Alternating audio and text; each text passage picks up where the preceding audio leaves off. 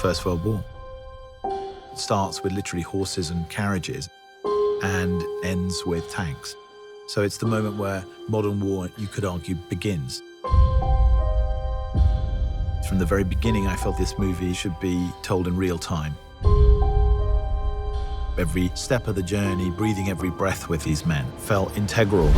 And there is no better way to telling the story than with one continuous shot. 3, 2, 1, go, go!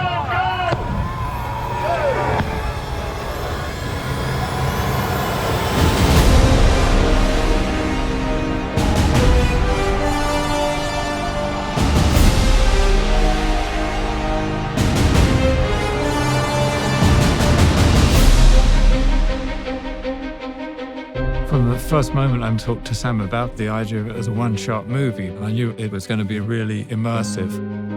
It's meant to make you feel that you are in the trenches with these characters. The film in itself is a slice of time. These two young men get sent on a mission to deliver a message to stop an attack. Action! So they've got to cross into enemy territory on a race against time to deliver a message that will save 1,600 lives. And the camera never, ever comes away from the two characters. There's always that sort of get-out-of-jail card that you have with a movie. Well, you know, we might be able to cut around this, or we might take that scene out. That's not possible on this film. The dance of the camera and the mechanics all have to be in sync with what the actor's doing. When you achieve that, it's really beautiful and exhilarating. Sometimes you have a camera being carried by an operator, hooked onto a wire, and the wire carries it across more land, and it's unhooked again. That operator runs with it, then steps onto a small Jeep, which carries him another 400 yards, and he steps off it again and goes round a corner. Let's go back to 1. This film does not take place in a series of interiors. This is endless exteriors. No location ever repeats, so you're constantly moving through landscapes. Being such an exterior movie, we're very dependent on the light and the weather. And we kind of realized, well, for a start, you can't really light it. Action!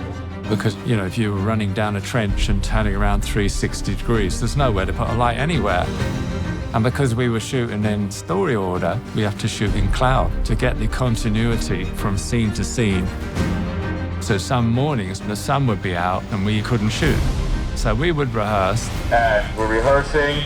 And then we'd be waiting around, everyone with their eyes up in the sky, trying to see how long it'd take for the sun to move behind the cloud.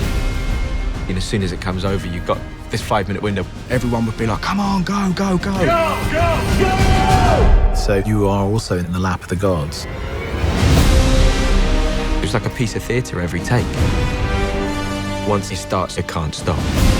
If something goes wrong, you just have to keep going. Until you actually see it on a screen, you don't really realize how immersive it is and how that technique kind of draws you into it. For me, engagement is very important. And that is behind the way in which we've decided to shoot this film. I wanted people to understand how difficult it was for these men. And the nature of that is behind everything.